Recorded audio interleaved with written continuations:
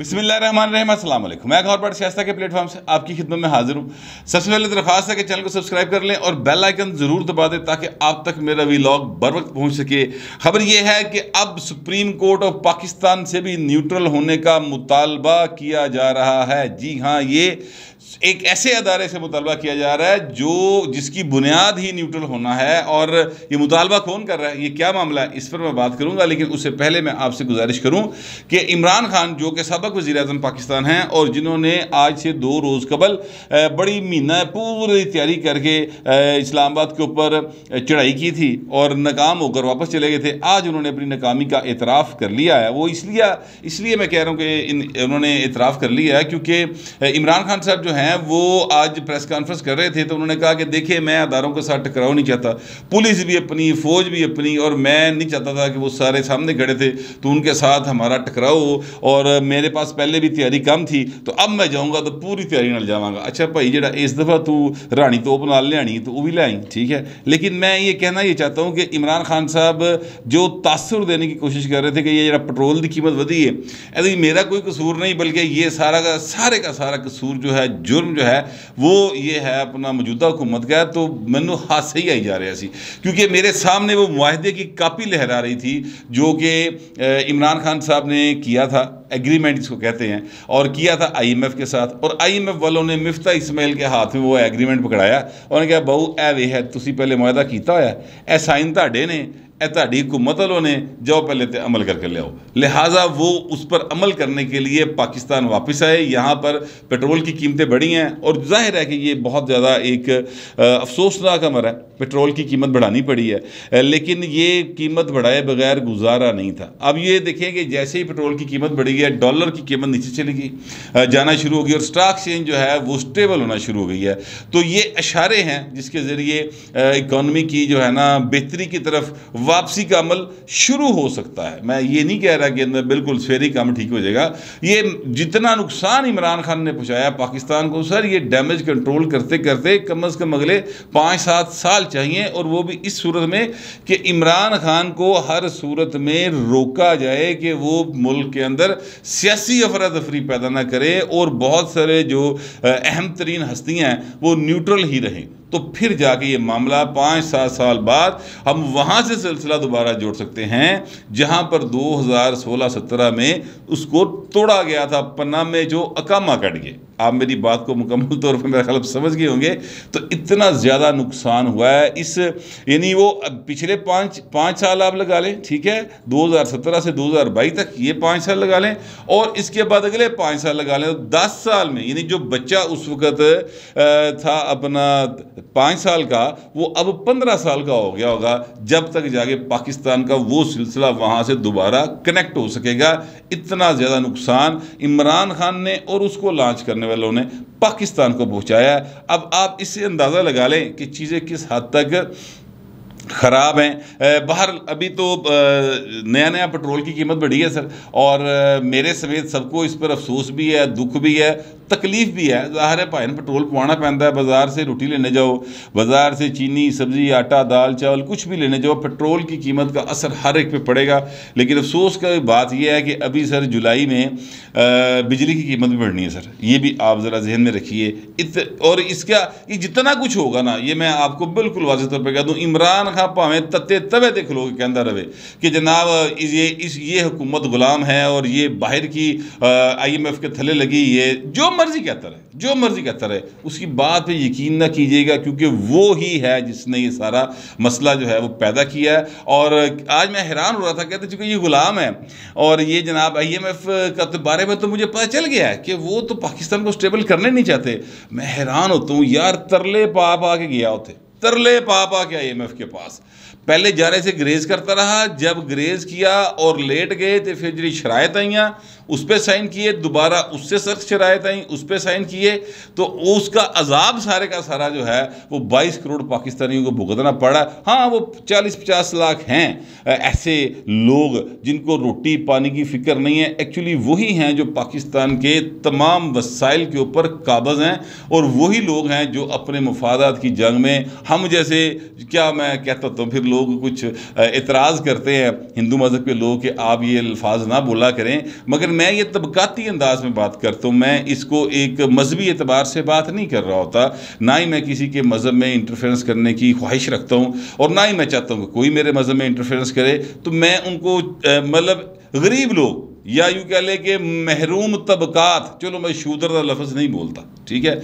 ये कह लेते हैं कि महरूम तबकात जो है ना, वो उनकी वसाइल के ऊपर, उनकी ज़िंदगियों के ऊपर उन्होंने शह रख दे होते हैं, अंगूठा रख के उनकी जेबों से पैसे निकालते हैं उनकी मेहनत के, और ख़ुद याशियाँ करते हैं। ये 40-50 लाख लोग हैं, इससे ज़्यादा नहीं है ये 22-23 करोड़ में से। और वही हैं जो इमरान खान के पुष्ट पर खड़े होते हैं, कभी वो नवाज शरीफ को थपकी देना शुरू करते हैं, कभी वो जरदारी साहब दे झंडा चुक लेंदे ने। ये वही लोग हैं जिनके जो सारे का सारा ये सर्कस जो है ना, माजरत के साथ वो चला रहे हैं। बहरहाल ये एक सिस्टम है, इसको अगर डेमोक्रेसी मुसलसल चलती रहती, यानी पिछले 70 साल में या कम अज़ कम 73 का आइन बनने के बाद कभी दोबारा इसमें फौजियों की मदाखलत ना होती। कम अज़ कम 2 मार्शल लगे हैं सर, बल्कि 3 लगे हैं एक्चुअली, तो 2 लगाए परवेज़ मुशर्रफ साहब ने, एक 12 अक्टूबर का, दूसरा 3 नवंबर का, और उससे पहले जनरल ज़िया का। ये ना लगे होते ना तो चीज़ें बेहतरी की तरफ जा रही होती, लेकिन अब वो लग गए। अब माजी को तो आप अंडू नहीं कर सकते, लेकिन मुस्तकबिल में इसकी बेहतरी की तरफ जाया जा सकता है।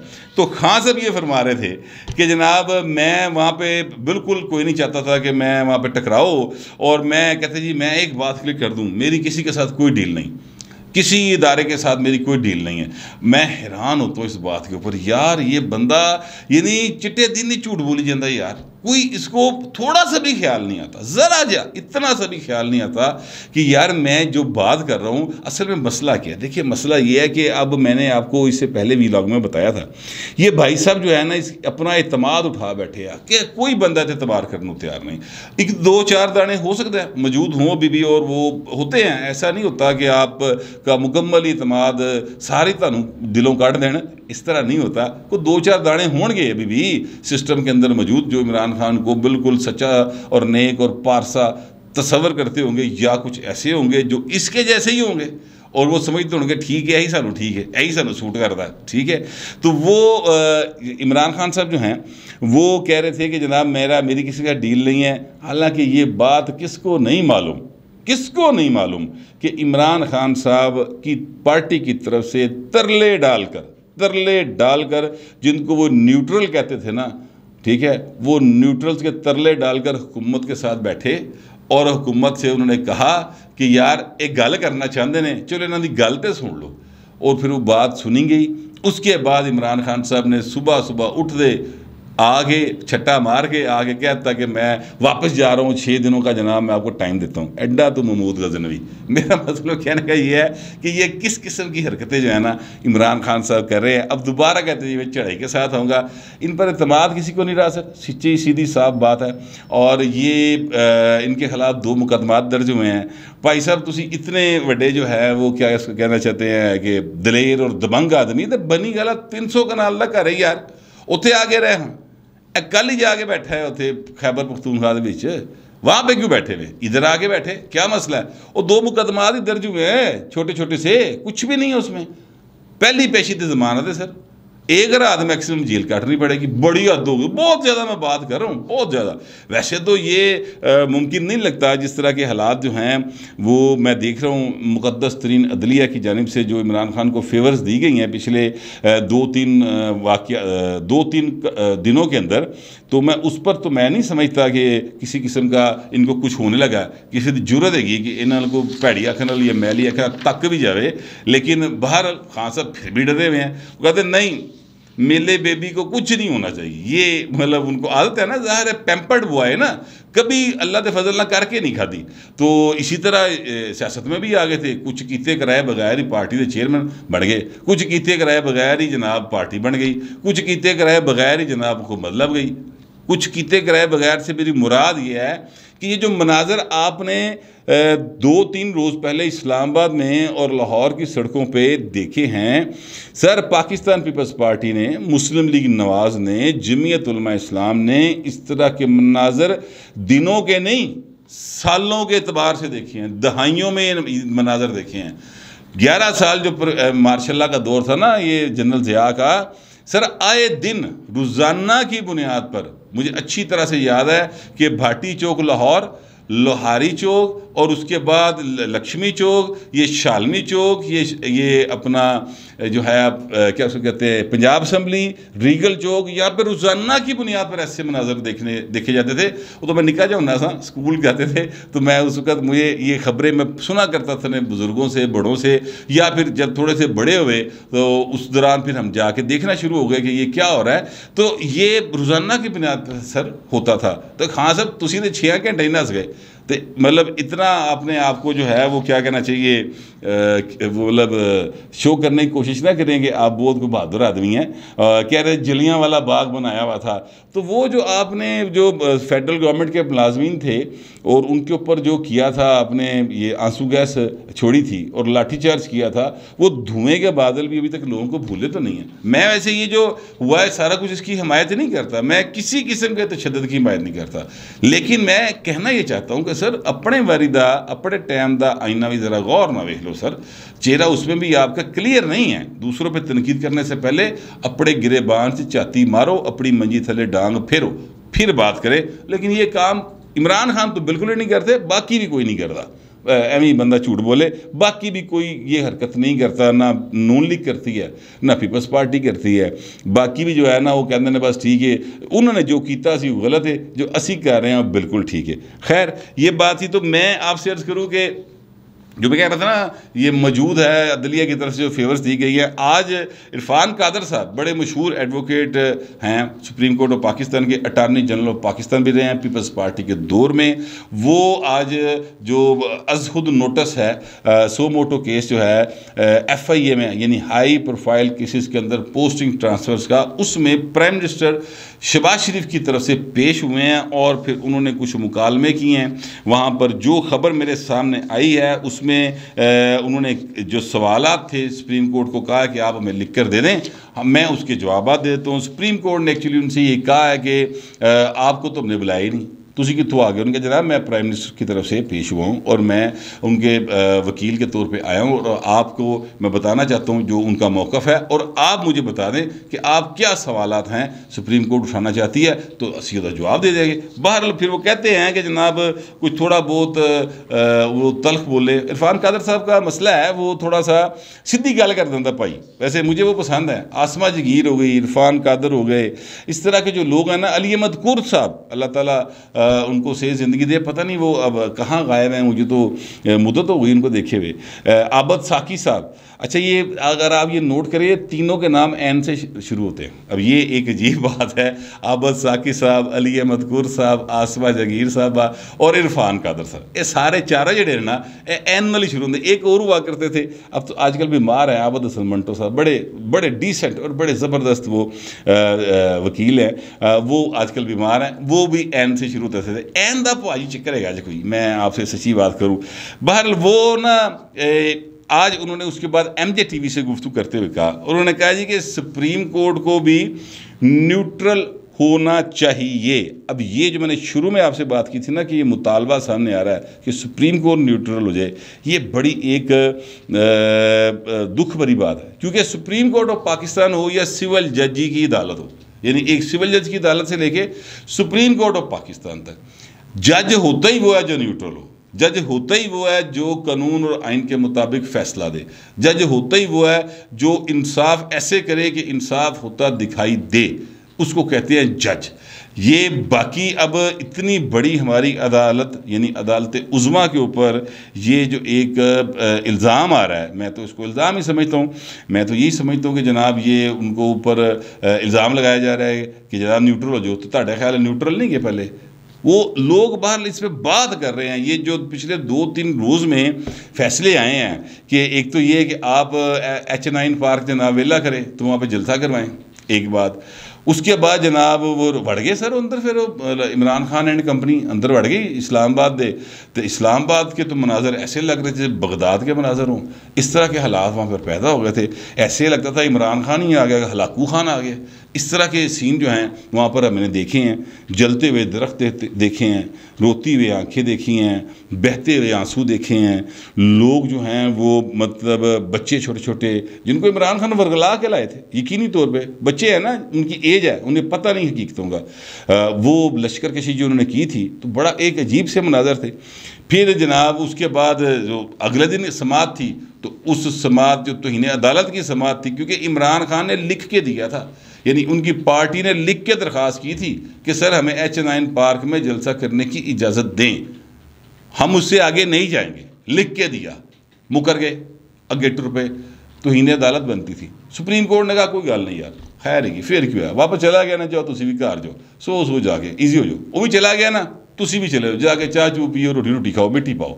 इस तरह का उनके फैसले का लोगों ने इस बात से तासुर लिया। और अब ये इरफान कादर साहब, ये जो सुप्रीम कोर्ट के वकील हैं और अटारनी जनरल पाकिस्तान रहे हैं, वो ये बात मतीउल्लाह जान को के साथ गुफ्तगू करते हुए कह रहे हैं।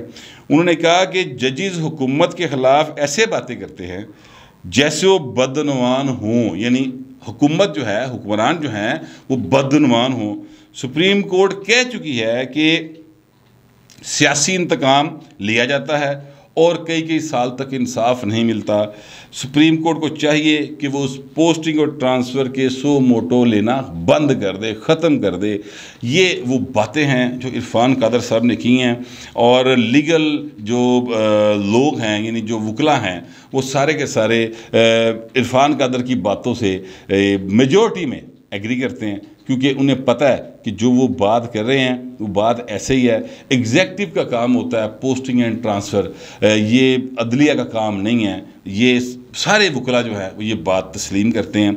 माजी में भी ऐसा होता रहा कि कहा गया कि यही बंदा जड़ा ना एक करेगा सर समात, समात कहता हूँ, तफ्तीश करेगा, आप बंदा नहीं बदल सकते, ठीक है। माजी में ऐसा हुआ और उस अदलिया के ऊपर बहुत ज़्यादा नुक्ताचीनी हुई, बहुत सारा बातें हुई, तब भी लोगों ने की, अब भी करते हैं। उनको अच्छे नामों से याद नहीं किया जाता, उनके बारे में अच्छे अलकाबात जो हैं वो इस्तेमाल नहीं किए जाते। ये एक मेरे लिए कम अज़ कम बतौर पाकिस्तानी बड़े एक दुख की बात है कि हमारी जो अदलिया है उसके अपना किरदार के ऊपर सवाल उठते हैं। माजी में उठते रहे। मैंने पहले कहा कि माजी को हम अनडू नहीं कर सकते, लेकिन हम हाल और मुस्तकबिल को तो बेहतरी की तरफ लेके जा सकते हैं। तो इसकी तरफ थोड़ा सा गौर करना चाहिए। इरफान कादर साहब की बातें अभी जारी थी कि सुप्रीम कोर्ट का बेंच उठकर चला गया और चूँकि जुमे का टाइम हो गया खबर के मुताबिक, तो इसलिए वो जो है वो चले गए हैं। अब दोबारा डेट आएगी तो फिर समात होएगी तो फिर भी इरफान कादर ही पेश होएगा पान,